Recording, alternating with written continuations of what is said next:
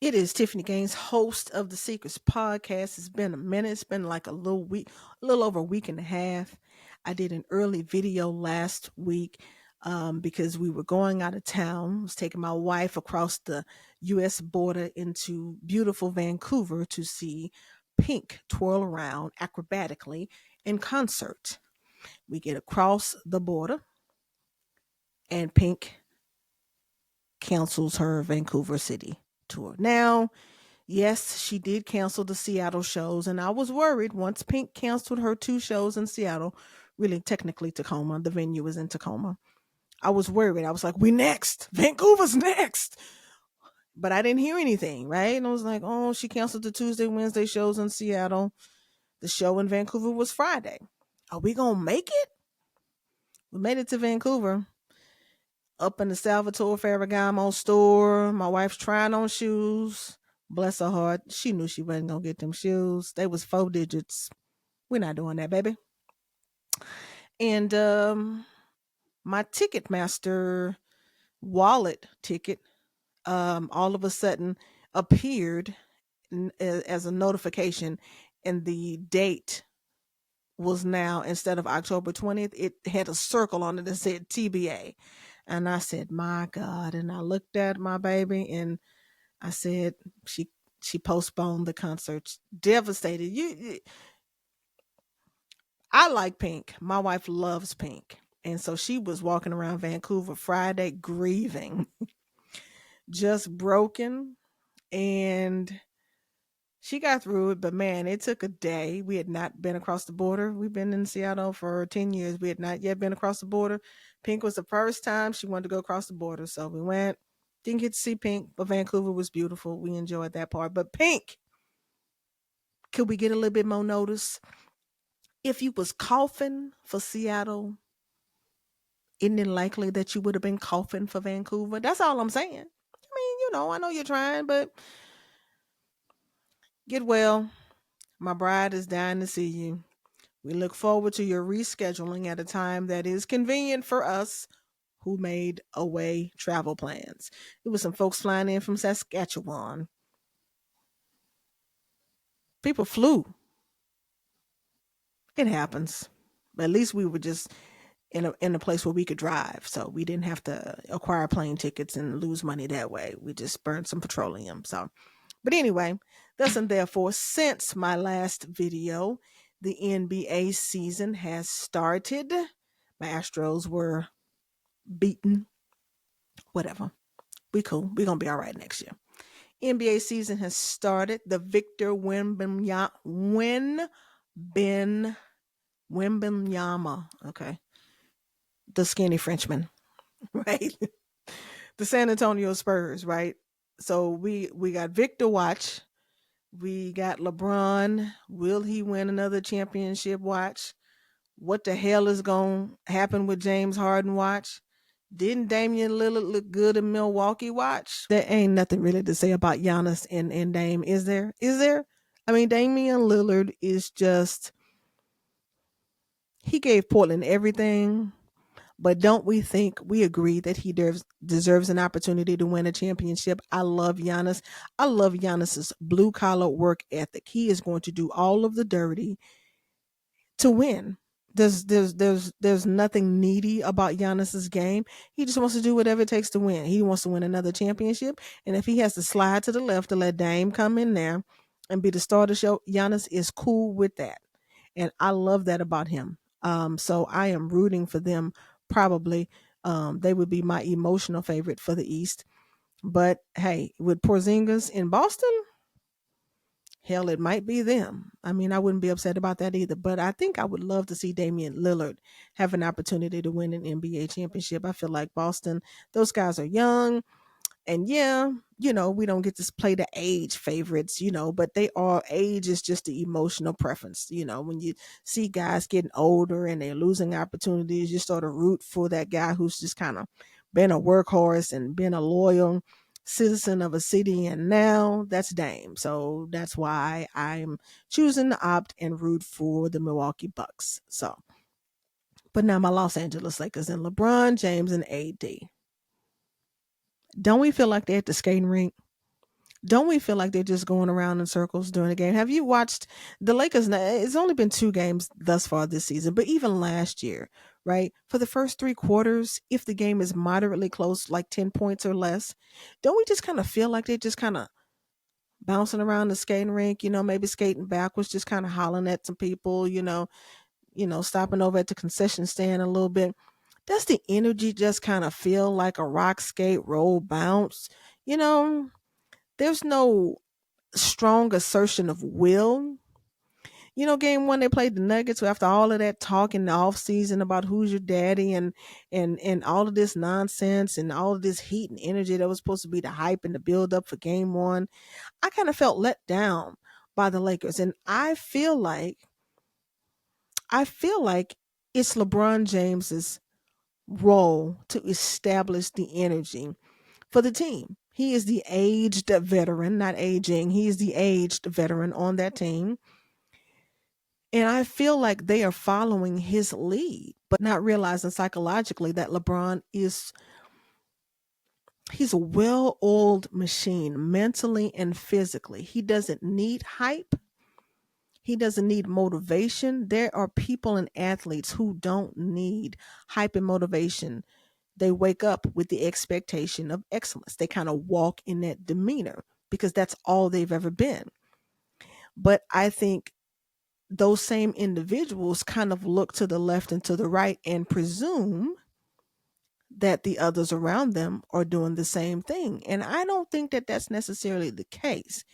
And I don't think it's necessarily the fault of the people who are just kind of walking with LeBron, or the hanger-oners who are walking with people who are just excellent at their craft.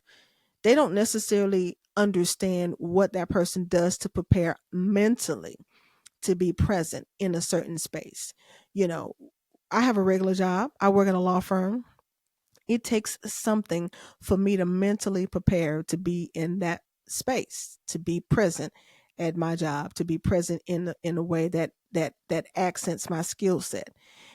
If I have a bad evening, if I don't sleep well, if I am off emotionally, it's going to affect my work product because I am not at my best self here. I'm not at my best self here. There are people who can excel above that. And I feel like LeBron is somebody who is he's an is. He just is. If he's on the court, he's at his best, mentally and physically. But because LeBron is who he is, show up and be excellent and doesn't have to show any sort of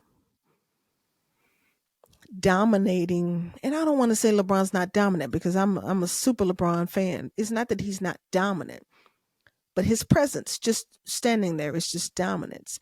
And sometimes you need an attitude of dominance. That's the way to describe it. The attitude of dominance is missing from his teammates. They don't have the swag of dominance. They don't have the swag of wreck shop. Shoulders are not up all the time.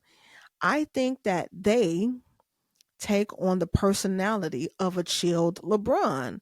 And I feel like it is causing them to come out slow, not engaging, not asserting your will on opponents. I feel like this is the reason that the Lakers had a horrible start last season, but I can tell. I watched game 2 last night. LeBron started acting pissed off. He started playing pissed off in the fourth quarter, and boom, once the game got close within 5 points, it was like something triggered in LeBron. His whole demeanor shifted and changed when he felt like or saw that they had an opportunity to close in and take the lead. His whole demeanor shifted. It's not like he wasn't present, but he wasn't present. And once he did that, then I swear the team came along with it. But I feel like LeBron has to be aware enough to see the personality of the people around him. They're not me, but I've got to be assertive in my personality so that I can motivate my teammates. Now, why do you have to motivate $1 million athletes? They are people too. They are personalities. They are not all built and made equally up here. That's why Draymond Green, for better for worse, for people for what people like and don't like about him, the Warriors are useless without him. That is why you choose Draymond Green over Jordan Poole. You know, a younger athlete, somebody with a better skill set and a better offensive skill set. He doesn't have the defensive skill set and presence that Draymond has, true, but a more offensive skill set, especially in this day and age of the Warriors with an aging post injured Clay, an aging Steph Curry, somebody who's young, got legs, can score. That's why you choose Draymond over Jordan Poole. Draymond is presence. You're not going to come in here, think we're soft, punk us around. That's not going to happen. You need somebody to bite. You need somebody to shove. You need somebody to punch. You need somebody to step on Sabonis sometimes. But the Lakers don't have that. LeBron's not that type of player. LeBron is just he's a Rolls Royce, right? When you see a Rolls Royce on the road, you know it's an excellent automobile. You know it's built well and it looks good. It's going to perform, you know, but nobody's looking at a Rolls Royce like it's a slouch. But you also need, in your repertoire of cars, you need something with some power, right? LeBron's in year 21. He's got some horsepower. I'm sure Rolls Royce has some horsepower to it, but it's a different kind of horsepower. It's a laid back type of horsepower. And now, if you push it, yeah, it'll go. But you know what I'm saying? Draymond Draymond is a SUV, a utility, right? He can pull some shit. He can get some work done. Draymond is a different vibe. Draymond walks into the room, it might be a fight in him, you know? And I don't think that the Lakers have anything like that. And I feel like there needs to be some kind of come to Jesus awareness called on that because they hang around too late in games trying to get it together.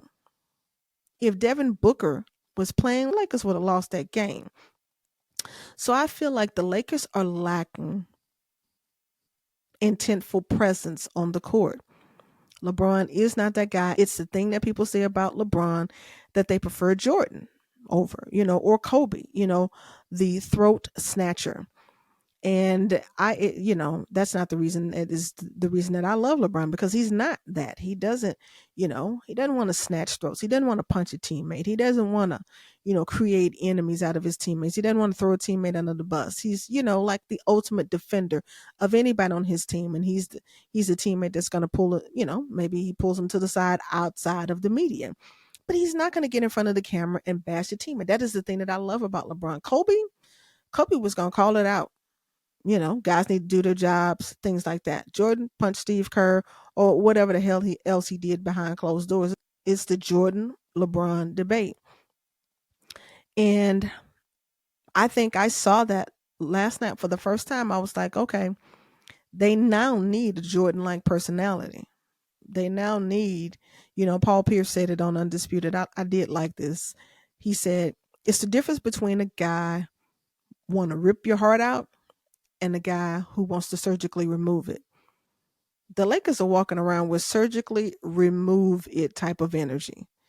And they need a rip your heart out type of energy. And that slow start, they're going to fail quickly. And the season is going to get out of hand quickly. If they are walking around trying to surgically remove shit, surgically remove, no, that lack of energy, you got to have something else to get up in this league these days. So yeah, I think the Lakers are going to struggle until they get rip your heart out mentality and not surgically remove mentality. That's not going to work out. AD is what he is. We got to move off this narrative of banging and tearing down AD. He is who he is mentally, emotionally. The man is built the way that he's built. And if the Lakers are fine with it, if they can motivate him, and I think they do sometimes internally motivate him, they remind him of who he is, they remind him of who he needs to be. The criticism from the outside serves no purpose to anybody because it's not moving him and it's not motivating him. It's not driving him to be more consistent. And so clearly the battle for AD is here. And so I think that LeBron and the Lakers, they manage him when they need to. And if they're fine with it, you know, all we can do is opine about what we think he should be. But opining is not going to move the man because if us opining about AD was going to move him, something would have changed a while ago. It is in his head, and I kind of understand it. You know, we all have the ability to be great in some areas. We all have individual skill sets that make us different and unique from the person next to us. We all have something that elevates us and sets us apart. But are we always on our best game to bring that out? Are we all always presented as our best self to bring that out? We always want to dismiss the psychological part of sports, or maybe not dismiss it, but we certainly don't talk about it enough. The psychological game is just as important as your physical skill set. That is why there's so many athletes who present skill set and who present potential, and it never flourishes. It never forms into what we think it is. That's the bust, these things like this. Right? We see all of this skill set and potential, and sometimes we just flat out wrongly evaluate skill set and potential. But sometimes you can see it. You can see the skill set. You can see the potential, but the mindset up here is off. It's not, and I don't even want to call it off. It's just not where it should be to bring out the best attributes of that person so that they can be their best self, right? We don't talk enough about the psychological limitations of athletes because we don't see them as people. We talk about the psychological limitations of people all the time. You know, people need psychological analysis, people need psychological assistance, all of these things, all of these pharmaceutical companies have all of these pills now to help you with your mindset, to help you with your mood, your demeanor, your depression, anxiety. All of these things are out in the open. But when it comes to sports and athletes, it's like we forget about the possibility that there could be a psychological wire not connected, missing. The thing about the Lakers, I think the thing that's going to plague them and hold them back and cause them to have a slow start is purely psychological. They don't see themselves as a team that needs a different type of motivator. They don't see themselves as needing a different type of motor. LeBron is coasting into his twilight years. It's like he's smoking a cigar on the court. It's like he's drinking a glass of wine and he's just having a casual good time. There's no sense of urgency in his demeanor. No sense of urgency in his demeanor. And that is concerning to me because I want him to win another championship. But it's like he's got a glass of wine and he's just kind of, sometimes he just throws it down and it's like, come on. You see him have that sort of attitude towards the end, gets to shoulder flex. You know how you guys do that shoulder flex thing. But it's not his demeanor for the entire game. I just believe that if it was, his teammates would follow. LeBron is the emotional leader of that team, but LeBron is not carrying the emotion to lead this team. And it is the thing that people knock him on. It is the thing that people say that's why he ain't the GOAT. That's why LeBron ain't the GOAT. And it is the thing that I have loved about him. But because now in the twilight years, if you're casual, if you're chilled, I'm a pretty chilled person. But the older I get, the more laid back I become. You know, I might have been silly and would jump around and do some stuff, and I still do some really silly stuff. But I don't do a lot of the things that I used to do. I just become more reserved. I become more chilled. And LeBron is wine glassing. I think he's wine glassing his twilight years. And that is not what these he's got young teammates outside of AD and maybe D'Angelo Russell. He's been around enough. But he's got young teammates. And you can't be wine glassing these last couple of years, right? They need another dominant personality and somebody like a Pat Bev. That's why I always like Pat Bev. He's going to bully the situation. You're not going to punk anybody on his team. Even if he fouls out, he's going to foul out with an attitude. There's some presence. We're not here to be pushed around. That type of thing. It's an invaluable resource, right? It's an invaluable skill set. It's not a tangible skill set. It's an intangible presence needed. And I think the Lakers, I think they're going to suffer until they get that shit together. You cannot wine glass for 3 hours, for 3 quarters, sorry, not hours, for 3 quarters, and then all of a sudden throw your glass on the floor and start yelling at everybody, which is what LeBron's demeanor was on that court last night. I was glad they had to win, but even Kevin Durant was winded, Lord. He was winded at the end of the game, winded. But he was still KD. He still scored with ease, but not ease, right? But the thing that KD didn't have last night that he's gonna have, Devin Booker, young legs, dog, not gonna punk me mentality, Bradley Beal, scorer, you know. I just, that's the missing ingredient. It's like you ever taste something, you're cooking and you're like, damn, it's missing something.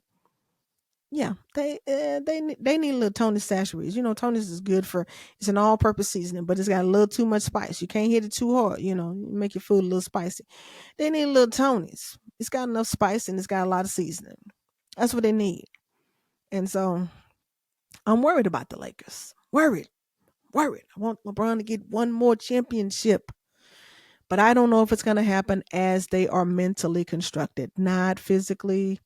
I think they got enough talent, basketball talent, but the mindset, man, they are missing something.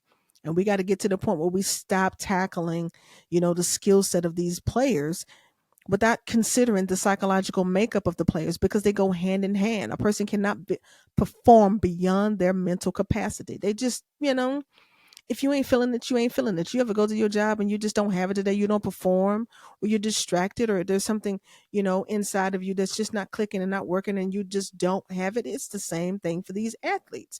Same thing. There are some athletes who are just supreme, and there's some coworkers that you have that are supreme. Regardless of what's bothering them, they still come in and they give their best performance of the day. Athletes are no different. They're paid millions of dollars, right? But millions of dollars, nobody's checking their psych evals. Maybe that should be a part of the process, right? But I know that they have access to the best of everything. But nobody talks about psychological effect, you know, or the lack of your psychological ability to enhance your skill set, your physical performance. So that's my thought on the Lakers, right? So I think until they get that going, they are going to struggle. Period. So, what did y'all think? So, what do we think about the Lakers? What do we think about the NBA season? I am a Rockets fan. I'm a Houston fan. I'm from Houston. I even root for the Texans. I mean, I don't get to see them much. Seattle's too good to put a Texans game on. We get the regional performances, blah, blah, blah. So I never get to see the Texans unless I get the NFL Sunday ticket. And that shit is expensive. Yeah, no, I'm not paying for that. It's too short of a season, and that's a lot of money. But yeah, so what do we think about LeBron James? What are LeBron James haters at? This is a prime time. The Jordan LeBron debates. This is what they're talking about. It is mindset. He's wine glassing. So what do we think? Tiffany Gaines, host of the Secrets Podcast. Listen, please like and please subscribe to the channel so that you can get notifications every time I choose to get on here to opine about something that somebody's going to tell me that I don't know what I'm talking about. Right?